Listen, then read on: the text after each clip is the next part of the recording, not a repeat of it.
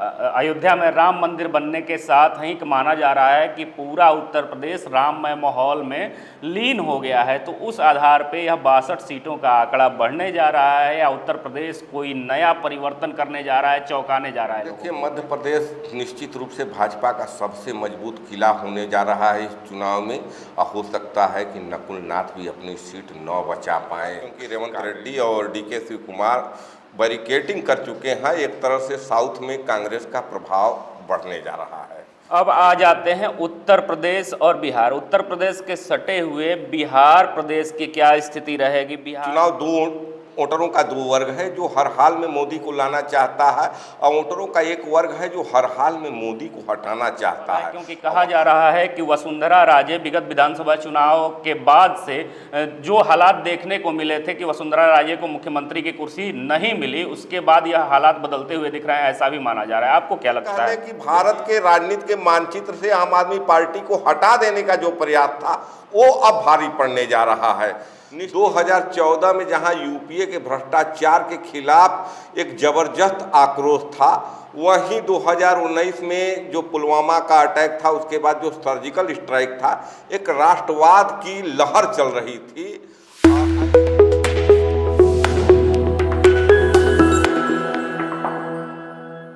लोकसभा चुनाव 2024 को लेकर एक तरफ जहां भारतीय जनता पार्टी कह रही है कि अब की बार 400 के पार, वहीं रामलीला मैदान से इंडिया गठबंधन की संयुक्त रैली में पहली बार राहुल गांधी ने कहा कि भारतीय जनता पार्टी 180 पार भी नहीं करने जा रही है।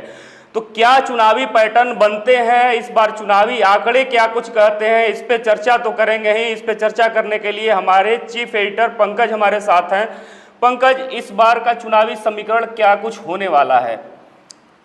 विश्वजीत, आपने अभी कहा कि राहुल गांधी ने कहा अब 180 भी पार नहीं होने जा रहा है, तो एक बात और जोड़ूंगा कि राहुल गांधी ने कहा कि अगर एजेंसियों की मदद न ली गई तो 180 पार नहीं होने वाला है। तो कहीं न कहीं राहुल गांधी को एजेंसियों से खतरा दिख रहा है।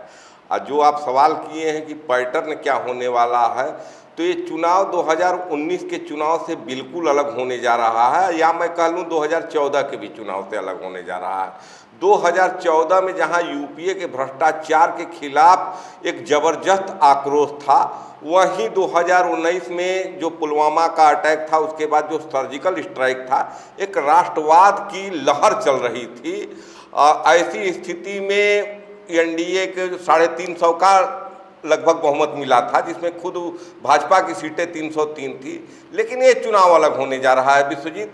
ये चुनाव दो वर्गों में होने जा रहा है। वोटर दो मानसिकता के हो गए हैं। एक जो हर हाल में मोदी को वापस लाना चाहते हैं, चाहे किसी भी परिस्थिति में मोदी के बात को आगे बढ़ाते हुए ले जा रहे हैं। मोदी जी अगर कह दिए कि नहीं 370 पार, तो भाजपा के कार्यकर्ता या भाजपा के समर्थक कहेंगे नहीं भाजपा 400 के पार। लेकिन वहीं अगर हम विपक्ष की बात कर ले तो 2019 की तुलना में विपक्ष की भी मानसिकता बदली हुई है। जो विपक्ष के वोटर हैं वो कहीं न कहीं सपा, बसपा, टीएमसी ये सब खेमों में नहीं बटे हुए हैं। उनका भी एक लक्ष्य है कि अब की बार हर हाल में मोदी को हराना है। तो चुनौतियां देखिए दोहरी हैं भाजपा के सामने। एक तो बड़ा लकीर खींच दी है और दूसरा विपक्ष भी संगठित है। देखिए, स्टेट वाइज तो हम सीटों के आधार पर पिछली बार 2019 में भारतीय जनता पार्टी कितनी सीटें जीती थी, इस पे चर्चा करेंगे। इससे पहले बता दें कि माना जा रहा है कि गुजरात की बात करें या मध्य प्रदेश की बात करें या छत्तीसगढ़ और उत्तर प्रदेश की बात करें, तो यह सबसे मजबूत और सेफ राज्य बीजेपी के लिए माना जा रहा है। इसके अलावा भी अन्य राज्य हैं। आपने राहुल गांधी का जिक्र किया, तो राहुल गांधी ने मंच से तो यह भी कह दिया था, हालांकि उन्होंने 180 से कम सीटें पाने की बात कही, लेकिन उन्होंने यह भी कहा कि कहीं ना कहीं यदि मैच की तरह, आईपीएल मैच की तरह फिक्सिंग होती है तो सीटों की संख्या बढ़ सकती है। हम पहले बात कर लेते हैं, मैंने पहले ही 4 स्टेट बता दिया, गुजरात, मध्य प्रदेश, छत्तीसगढ़ और उत्तर प्रदेश। इस पे चर्चा करेंगे। उससे पहले हम बात कर लेते हैं दिल्ली की। दिल्ली में जिस प्रकार से अरविंद केजरीवाल को जेल में डाला गया, उससे पहले मनीष सिसोदिया और संजय सिंह को भी जेल में डाला गया था। हालांकि विगत शाम को संजय सिंह को जमानत मिल जाती है। तो अब दिल्ली की क्या स्थिति होने वाली है? दिल्ली में 7 सीटें हैं और पिछली बार बीजेपी ने 7 की 7 सीटें जीती थी।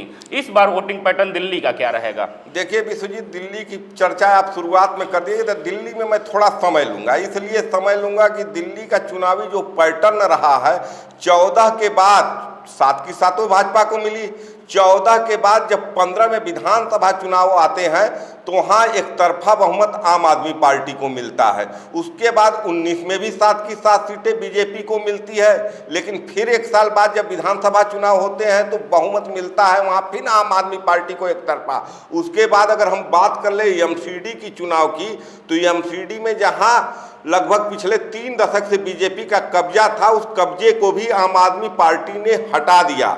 तो कहीं न कहीं लोकसभा चुनाव में सफलता भाजपा को मिलती रही है, लेकिन भाजपा लोकसभा की दृष्टि से आगे हटते हुए वो विधानसभा की ओर देख रहा था। इसके वजह से वो आम आदमी पार्टी को तहस नहस करने का जो प्रयास किया गया, या ये कह लें कि भारत के राजनीति के मानचित्र से आम आदमी पार्टी को हटा देने का जो प्रयास था, वो अब भारी पड़ने जा रहा है। निश्चित रूप से अगर ये मोदी फैक्टर पर ही चुनाव होता तो 7 की 7 सीट बीजेपी जीत रही थी, लेकिन अब कांग्रेस और आम आदमी पार्टी का गठबंधन भी हो चुका है। और जिस ढंग से अरविंद केजरीवाल को जेल में भेजा गया है, तो मामला देखिए फंसता हुआ दिख रहा है। मैं सीटों का तो आंकड़ा नहीं बता सकता हूं, लेकिन जबरदस्त फाइट होने वाली है और कहीं न कहीं एक बड़ा अपसेट मिलने जा रहा है बीजेपी को। अभी 2 सीट पर होती है, 3 सीट पर होती है, लेकिन अपसेट मिलेगा जरूर। कहीं न कहीं भाजपा अपने ही जाल में, अपने ही बुने हुए जाल में फंस चुकी है। पंकज, यदि बात किया जाए तो आप विभिन्न राज्यों के सीटों पर वहां होने वाले चुनाव के समीकरण पर बहुत ही बारीकी से नज़र रखते हैं। तो मैं छोटे छोटे शब्दों में आपसे चाहूँगा कि मैं राज्य बताते जा रहा हूँ, उसका सीट बताते जा रहा हूँ, आप वहाँ के आंकड़े और समीकरण विस्तार से थोड़ा सा, मतलब चंद शब्दों में ही मैं कहूँगा कि आप हमारे दर्शकों को बताएं। जैसे हम बात करें महाराष्ट्र की 48 सीटों में से बीजेपी ने 2019 में 23 सीटें जीती थी। इस बार क्या कुछ होने वाला है? देखिए, बीजेपी 23 सीटें जीती थी और उसकी सहयोगी उस समय उद्धव साहब की शिवसेना थी, 18 सीट वो जीती थी। 48 में 41 जीते थे, लेकिन बड़ा अपसेट वहाँ एनडीए को, अगर मैं कह लूँ कि सबसे बड़ा अपसेट अगर कहीं मिलने जा रहा है तो महाराष्ट्र में मिलने जा रहा है। स्थिति वहाँ लगभग आधे से नीचे सीटों पर वहाँ एनडीए सिमटने जा रही है और जो भी सीट आएगी वो बीजेपी की आएगी। वहाँ एकनाथ शिंदे और अजीत पवार एनडीए का कुछ सहयोग करते हुए नहीं दिख रहे हैं। वहाँ आज भी महाविकास अघाड़ी जो है वो बहुत आगे है। तो लगभग मेरे हिसाब से 20 सीट आनी चाहिए एनडीए की और 28 सीट महाविकास अघाड़ी की। बात करते हैं हरियाणा के, तो हरियाणा में 10 सीट और बीजेपी ने 2019 में वहां क्लीन स्वीप किया था और 10 की 10 सीटें जीती थी। इस बार हरियाणा में क्या कुछ होने वाला है? देखिए, हरियाणा में अगर हम बात कर ले तो हरियाणा में जिस ढंग से कांग्रेस के नेताओं को लाकर मैदान में उतार दिया गया है, हरियाणा एक मजबूत गढ़ बीजेपी का था, लेकिन मनोहर लाल खट्टर को हटाया गया तो अंदर से न कुछ चल रहा है। अब वहाँ भी एक अपसेट देखने को एनडीए को मिलेगा, बीजेपी को मिलेगा। अब बीजेपी वहाँ 3 से 4 सीट नुकसान उठाने जा रही है। इसके बाद हम यदि बात करें पंजाब की, तो पंजाब में क्या कुछ होने वाला है? क्योंकि कहीं ना कहीं जब दिल्ली में आपने अरविंद केजरीवाल की गिरफ्तारी से लेकर के समीकरण बदलने की बात की, तो पंजाब में पिछली बार 13 सीटों में से बीजेपी ने 2 सीटें जीती थी। क्या यह आंकड़ा बढ़ने जा रहा है या आम आदमी पार्टी पे इस प्रकार का प्रहार जो लोग मान रहे हैं कि सरकार के द्वारा ही कराया गया है, कहीं ना कहीं ईडी विवश होकर ऐसा कार्य करने पर विमुख हुई है? तो आपको क्या लगता है कि इस बार बीजेपी की स्थिति पंजाब में क्या रहने वाली है? देखिए विश्वजीत, वहाँ इंडिया के 2 घटक आमने सामने चुनाव लड़ रहे हैं। अब पहले दूसरे की लड़ाई आपस में ही चल रही है। वहाँ लड़ाई कांग्रेस और आम आदमी पार्टी की है। आज इस बार शायद पंजाब में, इसके साथ ही चंडीगढ़ में भी जोड़ ले रहा हूँ कि जहाँ किरण खेर सांसद हैं, यहाँ खाता नहीं खुलने जा रहा है भाजपा। राजस्थान की बात करें तो राजस्थान में 25 में से 24 सीटें बीजेपी जीती थी। इस बार क्या कुछ होने वाला है? क्योंकि कहा जा रहा है कि वसुंधरा राजे विगत विधानसभा चुनाव के बाद से जो हालात देखने को मिले थे कि वसुंधरा राजे को मुख्यमंत्री की कुर्सी नहीं मिली, उसके बाद यह हालात बदलते हुए दिख रहे हैं, ऐसा भी माना जा रहा है। आपको क्या लगता है? देखिए, राजस्थान में 25 में 25 सीटें थी। एक सीट हनुमान बेनीवाल की पार्टी की थी और हनुमान बेनीवाल आज के तारीख में कांग्रेस से गठबंधन कर चुके हैं। अगर हम विधानसभा चुनाव से इसका अध्ययन करें तो विधानसभा चुनाव में भले ही भाजपा को बहुमत मिल गया, लेकिन 11 सीटें ऐसी थी जहां, अगर लोकसभा की बात कर ले तो 11 सीटों पर कांग्रेस को विधानसभा चुनाव में बढ़त थे। तो हालांकि लोकसभा और विधानसभा चुनाव के पैटर्न अलग होते हैं, लेकिन वसुंधरा को जिस ढंग से साइडलाइन किया गया है पार्टी में और एक नए मुख्यमंत्री को लाया गया है, तो वहाँ 6 से 7 सीट पर एक कड़ी लड़ाई देखने को मिलेगी। वहाँ भी 2 सीट हो जाए, 3 सीट हो जाए या 7 सीट हो जाए, वहाँ भी भाजपा को नुकसान होगा, कुछ न कुछ अपसेट वहाँ भी बीजेपी को मिलने जा रही है। तेलंगाना की 17 सीटों में से बीजेपी पिछली बार 4 सीटें जीती थी। तेलंगाना का क्या रहेगा? तेलंगाना देखिए 2 इस बार जीत जाए तो बहुत बड़ा आश्चर्य होगा, क्योंकि रेवंत रेड्डी और डीके शिव कुमार बैरिकेडिंग कर चुके हैं। एक तरह से साउथ में कांग्रेस का प्रभाव बढ़ने जा रहा है। बीजेपी के लिए वहाँ कुछ बचा नहीं है। 2 सीट अगर ले ली तो बहुत बड़ी बात है। इसके बाद ही साउथ के राज्य कर्नाटका की यदि बात करें तो 28 सीटों में से बीजेपी ने 25 पे जीत दर्ज की थी। यह आंकड़ा इस बार क्या कुछ परिवर्तन लाने वाला है? बढ़ेगा या घटेगा? यहाँ का चुनावी समीकरण क्या है, इस पे जानना चाहेंगे। देखिए 25 नहीं 26 एक उनके सहयोगी पार्टी को भी थी, तो 26 सीट एनडीए की थी। लेकिन इस बार कर्नाटका सबसे ज़्यादा अपसेट सीधा सीधा दे रहा है। मैं पहले महाराष्ट्र की बात किया था, कर्नाटका में डबल डिजिट में बीजेपी का पहुंचना नामुमकिन है। मैं आज इस शो में कह रहा हूं कि 6 से 10 के बीच में बीजेपी वहां पहुंचने जा रही है। बहुत बुरी स्थिति कर्नाटका में हो चुकी है बीजेपी की। और उसके अपने पूर्व उप मुख्यमंत्री ईश्वरप्पा, पूर्व मुख्यमंत्री सदानंद गौड़ा जो रेलवे मिनिस्टर भी थे 2014 के मोदी सरकार में, ये सब कहीं न कहीं बीजेपी से नाराजगी चल रही है। ईश्वरप्पा तो खैर कांग्रेस में आ भी चुके, और ये येदियुरप्पा के बेटे जो कि प्रदेश अध्यक्ष हैं भाजपा के, उनके खिलाफ चुनाव भी लड़ रहे हैं। तो स्थिति वहाँ भी कंट्रोल में नहीं है। साउथ के ही राज्य आंध्र प्रदेश और तमिलनाडु की भी बात करेंगे। आंध्र प्रदेश की 25 सीटें और तमिलनाडु की 38 सीटें, उस पे क्या रहने वाला है इस बार? देखिए 25 सीटें वहाँ आंध्र प्रदेश में विधानसभा के भी चुनाव हो रहे हैं, और वहाँ भारतीय जनता पार्टी का गठबंधन है, तेलुगु देशम से है, और एक साउथ के फिल्म स्टार हैं उनकी पार्टी है। वहाँ थोड़ी बहुत गुंजाइश बच रही है एनडीए के लिए। हालांकि कांग्रेस वहाँ बहुत अच्छी स्थिति में नहीं है, लेकिन जिस ढंग से वाई.एस. शर्मिला आई हैं, जगन मोहन रेड्डी की बहन है, तो कांग्रेस उभार पर तो जाएगा विधानसभा के परिप्रेक्ष्य में। लोकसभा के परिप्रेक्ष्य में मेरा यही है कि तेलुगु देशम एनडीए को सहयोग कर सकती है, बीजेपी और कांग्रेस के लिए वहाँ कुछ है नहीं। अब आ जाते हैं उत्तर प्रदेश और बिहार। उत्तर प्रदेश के सटे हुए बिहार प्रदेश की क्या स्थिति रहेगी? बिहार की 40 सीटों में बीजेपी ने पिछली बार 17 सीटों पर जीत दर्ज किया था, और बिहार की राजनीति में इस बार काफ़ी सियासी उलटफेर देखने को मिला। नीतीश कुमार पाला बदलकर आरजेडी का साथ छोड़ दिए और चले गए एनडीए गठबंधन में शामिल हो गए, 9वीं बार मुख्यमंत्री बने। इसके साथ यदि बात करें तो उपेंद्र कुशवाहा जैसे सहयोगी, जीतन राम मांझी जैसे सहयोगी, चिराग पासवान जैसे सहयोगी भी एनडीए के घटक दल बने हैं। तो इस बार एनडीए की स्थिति और बिहार में भाजपा की स्थिति क्या कुछ रहने वाली है? देखिए कागज पर एनडीए गठबंधन बहुत ही मजबूत है, और ये गठबंधन भी कागज पर ही हुआ है। जिस ढंग की राजनीति नीतीश कुमार बिहार में किए हुए हैं, लगभग आज की तारीख में नीतीश कुमार जनता के बीच में अपनी विश्वसनीयता खो चुके हैं। लेकिन बिहार की जो राजनीति रही है उसमें भाजपा की भी मजबूरी रही है कि नीतीश को अपने साथ लाएं। वहाँ के बारे में राजनीति में कहा जाता है कि 3 पार्टियां, बड़ी पार्टियां राजद, भाजपा और जदयू हैं। इसमें से 2 पार्टी एक साथ आ जाएंगी तो चुनाव लगभग जीतना तय है।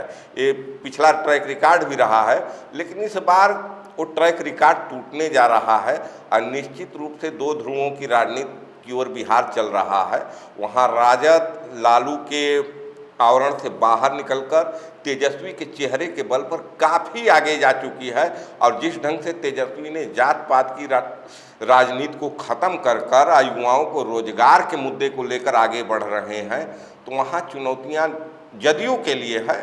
भारतीय जनता पार्टी अगर अपने बल पर चुनाव लड़ती, वहाँ 30 सीट लड़ती, तो हो सकता था कि 28 सीट जीत जाती, 27 सीट जीत जाती। लेकिन आज की तारीख में जिस ढंग से भाजपा ने नीतीश कुमार के साथ समझौता किया, 17 सीटों पर लड़ रही है। अब बीजेपी हो सकता है कि अपनी कोटे की 17 में 15 जीत जाए, 14 जीत जाए। अपसेट वहाँ भी 1-2 सीट का होना है, क्योंकि तेजस्वी का कद जो है आज की राजनीति में बहुत ज़्यादा बढ़ गया है। बिहार में लोकप्रियता के मामले में आज की तारीख में तेजस्वी के बराबर का कोई दूसरा लीडर नहीं है। तो ऐसी स्थिति में हम कह रहे हैं कि वहाँ की जो सीटों का आंकड़ा है, एनडीए 25 सीटें और इंडिया थोड़ा सा आपको इसमें रोकना चाहेंगे। आप निश्चय ही कह रहे हैं कि तेजस्वी का ग्राफ बढ़ा है, और कहा भी जा सकता है कि तेजस्वी ने जिस प्रकार की मुखरता से और जिस प्रकार की परिपक्व राजनीति का परिचय वर्तमान में दिया है, ये काबिले तारीफ है। लेकिन यदि बात करें देश की राजनीति की, तो बिहार के लोगों के लिए तेजस्वी पसंद हो सकते हैं, लेकिन यहाँ जो चुनाव चल रहे हैं, देश की जो स्थिति चल रही है, सीधे मोदी बनाम तेजस्वी की यदि बात करें, तो मोदी बनाम तेजस्वी में तेजस्वी कैसे भारी पड़ते हुए दिखेंगे? देखिए, चुनाव मोदी कह तो दिए, हम शुरू में ही स्पष्ट कर दिए विश्वजीत की चुनाव वोटरों का 2 वर्ग है जो हर हाल में मोदी को लाना चाहता है, और वोटरों का 1 वर्ग है जो हर हाल में मोदी को हटाना चाहता है। और वहाँ लड़ाई मोदी बनाम इंडिया गठबंधन है, और निश्चित रूप से इंडिया गठबंधन के प्रधानमंत्री पद के चेहरे तेजस्वी नहीं है। लेकिन जिस ढंग से बिहार की राजनीति में उथल पुथल हुआ है, और जिस ढंग से इंडिया गठबंधन को आकार देने का काम, मंच देने का काम तब बिहार से हुआ है। इंडिया गठबंधन को बनाने वाले स्वयं नीतीश कुमार थे, उनके पहल पर इंडिया गठबंधन बना, तो इसकी भी शुरुआत बिहार से हुई। और जब लगा कि इंडिया गठबंधन बिखर जाएगा, एक मंच पर नहीं आ पा रहा था इंडिया गठबंधन, तब तेजस्वी यादव ने पटना के गांधी मैदान से मंच दिया इंडिया गठबंधन को। तो वहाँ वोटरों का 2 वर्ग है, 1 वर्ग हर हाल में मोदी को लाना चाहता है, 1 वर्ग हर हाल में मोदी को हटाना चाहता है। तो ऐसी स्थिति में 25 से 30 सीटों के बीच में एनडीए होने जा रही है, लेकिन पिछली बार के मुकाबले नुकसान वहाँ भी हो रहा है। अब बात कर लेते हैं पश्चिम बंगाल की, जहां के बारे में कहा जाता है कि वहां की राजनीति जो है ममता बनर्जी के आसपास ही घूमती नजर आती है। लेकिन यदि 2019 के आंकड़ों की बात करें, तो भारतीय जनता पार्टी ने वहां अप्रत्याशित प्रदर्शन करते हुए वहां की 42 सीटों में से 18 सीटें जीती थी, जबकि टीएमसी की बात करें तो वो 22 सीटें। तो यह अंतर कुछ ज़्यादा का नहीं रहा था, 18 सीटें और 22 सीटें। 2024 में क्या कुछ होने वाला है, जबकि 2024 में माना जा रहा है कि भारतीय जनता पार्टी का जो पिछले बार का आंकड़ा था यह बढ़ सकता है, क्योंकि ममता बनर्जी के खिलाफ लोगों की नाराजगी बताई जा रही है। देखिए, 2019 के चुनाव में सीटों में ही बहुत ज़्यादा अंतर नहीं रहा, बल्कि वोट प्रतिशत में भी भाजपा काफ़ी वहाँ ऊपर गई थी। 40% से ऊपर वोट पाई थी, और 43% वोट ममता बनर्जी को पार्टी को मिली थी। उस समय लगने लगा था कि शायद पश्चिम बंगाल से ममता के राज का खत्म हो जाएगा। और उसके बाद हुए विधानसभा में ममता बनर्जी ने बाजी पूरी तरह से पलट दी, और टीएमसी के वोट परसेंट को 48% तक ले गई, 5% अपना वोट बढ़ा दी। वहीं भारतीय जनता पार्टी का वोट परसेंट में 2% की गिरावट हुई।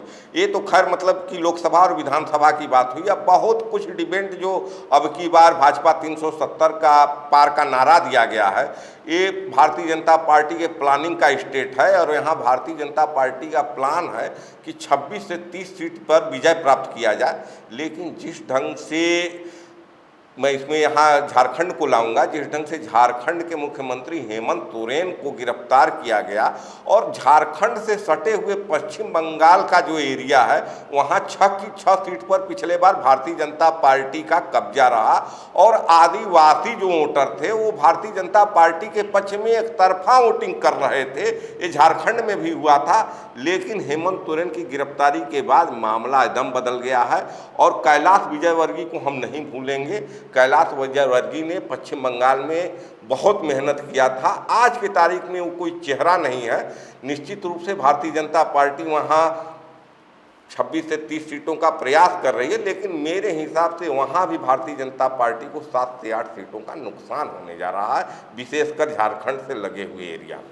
देखिए, समय अवधि का ध्यान रखते हुए हम जल्दी से जान लेते हैं कि गुजरात में 26 सीटों में से बीजेपी पिछली बार 26 सीटें जीती थी, इस बार क्या कुछ रहने वाला है? देखिए, गुजरात तो हर कोई मानेगा कि नहीं 26 में 26 बीजेपी जीतेगी, लेकिन आप आश्चर्य न करिएगा कि 4 जून को कुछ आश्चर्यजनक परिणाम दे दे। मैं एक सीट का जिक्र करूंगा, भरूच लोकसभा सीट। वहाँ आम आदमी पार्टी के प्रत्याशी चैतर वसावा हैं, अपसेट करने की स्थिति में है। और 3 सांसदों ने टिकट मिलने के बाद चुनाव लड़ने से इनकार कर दिया है। जिस ढंग से गुजरात में एक माहौल चल रहा है कि भारतीय जनता पार्टी का कांग्रेसीकरण हो गया है, तो कुछ भी आश्चर्यजनक परिणाम आ सकते हैं। हालांकि हर कोई मानकर चल रहा है कि 26 की 26 सीटें भाजपा जीतेगी, लेकिन आश्चर्य हो सकता है। मध्य प्रदेश को अभी भी चूंकि भारतीय जनता पार्टी के लिहाज से देखा जाए तो मजबूत राज्य माना जा रहा है, लेकिन वहां शिवराज सिंह की नाराजगी भी बताई जा रही है। तो ऐसे में मध्य प्रदेश की 29 सीटों में से पिछली बार भाजपा ने 28 सीटें जीती थी,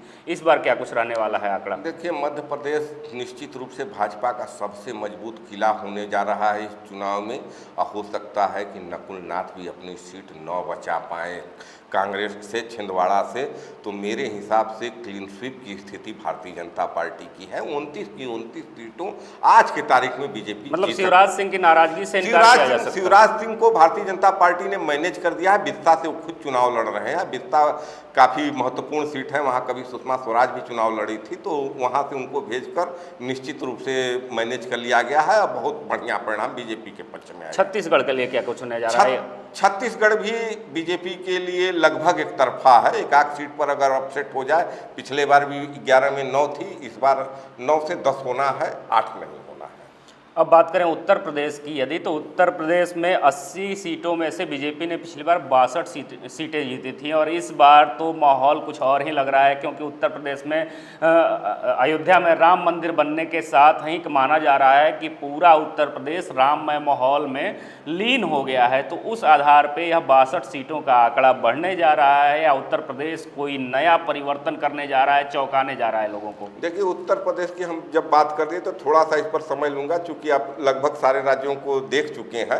तो उत्तर प्रदेश में 2 पिक्चर है। अगर बड़ी स्क्रीन पर हम देखें तो बड़ी स्क्रीन पर जो पिक्चर दिखाई दे रही है, योगी जी का प्रभाव, मोदी जी का प्रभाव, राम मंदिर और उसके बाद बुलडोजर, ये जो राजनीति चल रही है। और जिस ढंग से इंडिया गठबंधन में जयंत चौधरी को, एनडीए गठबंधन में जयंत चौधरी को भी लाया गया, ओम प्रकाश राजभर को लाया गया, तो ये सब बड़ी पिक्चर जो है, बड़ी पिक्चर बहुत ही सुनहरी है। और टीवी चैनल के मीडिया के कुछ मतलब कि 78 दे रहे हैं ओपिनियन पोल में, कुछ 75 दे रहे हैं। हालांकि ये तो बड़ी पिक्चर है। मेरा भी मानना है कि बड़ी पिक्चर ही हो सकता है लागू हो, लेकिन अगर इसको हम छोटे स्क्रीन पर देखें या इसको हम लोकसभा वाइज देखें, तो कहीं न कहीं सांसदों के प्रति जनता की नाराजगी भारी पड़ने जा रही है। और जब इसको हम बड़े डीप में जाकर देखेंगे, जैसे हम पूर्वांचल में बैठे हैं, कोई सर्वे नहीं बता रहा है कि चंदौली सीट बीजेपी हार रही है। भाई जो सर्वे है, लेकिन चंदौली सीट में मैं कह रहा हूँ, गाजीपुर सीट में मैं कह रहा हूँ, रॉबर्ट्सगंज सीट में भाजपा बुरी तरह फंसी हुई है, भदोही सीट में फंसी हुई है, जौनपुर सीट में फंसी हुई है। इस ढंग की स्थिति पूरे उत्तर प्रदेश में है। हालांकि वोटिंग 7 चरणों में है, या 7 चरण में उत्तर प्रदेश में वोटिंग होना है। और शायद कहीं न कहीं भाजपा डर रहा है, इसलिए पूरे उत्तर प्रदेश को 7 सीटों में बांटकर ये चुनाव करवा रही है। लेकिन यहाँ अगर छोटी पिक्चर जो मैं दिखाया, छोटी स्क्रीन वाली पिक्चर, वो अगर चल जाता है तो बीजेपी को हो सकता है कि 7 से 8 सीटों का नुकसान भी उठाना पड़े। वैसे बड़ी पिक्चर ही हम मानकर चल रहे हैं, लगभग 70 सीट बीजेपी जीत रही है। आप अभी देख रहे थे राज्य वाइज आंकड़ों और समीकरण के बारे में कि आंकड़े क्या कहते हैं अभी तक के 2024 चुनाव को लेकर के, वोटिंग पैटर्न क्या होने जा रहा है, समीकरण क्या होने जा रहा है। हालांकि जैसे जैसे चुनाव नज़दीक आते जाएंगे और चुनाव का जो 7 चरण बनाया गया है, चरण के हिसाब से ये आंकड़े और समीकरण बदल भी सकते हैं। देखना बड़ा दिलचस्प होगा कि आने वाले समय में जो लगातार कहा जा रहा है कि इंडिया गठबंधन की बनेगी सरकार या फिर से होगी मोदी की जय जयकार, इसमें क्या कुछ होने वाला है। तब तक देखते रहिए आप खबरों के खिलाड़ी। फिर से मिलेंगे एक नए वीडियो में नए आंकड़े और नए समीकरण के साथ। जय हिंद, जय भारत।